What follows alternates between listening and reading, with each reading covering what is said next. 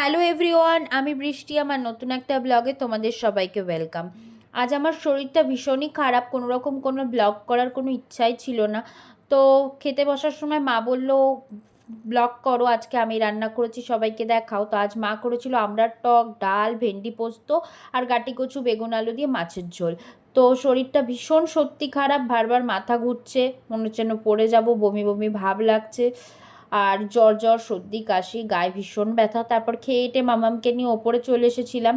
এদিকে মাম্মাম আর ওর পাপা দুজন মিলে বসে খেলা করছিল।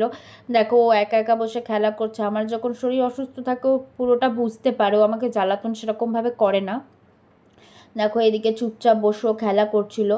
আমার ভীষণ শরীর খারাপ, কথা বলছি সেটাও ভালো লাগছে না, খালি গা হাত পা ভীষণ ব্যথা, মাথা ফাথা ঘুরছে এই ওয়েদারে। দেখো তারপর ওষুধ নিয়ে বসে পড়েছি খেতে। ঝিরঝির করে বৃষ্টি তো হতেই আছে। ভিডিওটা ভালো লাগলে পাশে থেকো। বাই সবাইকে।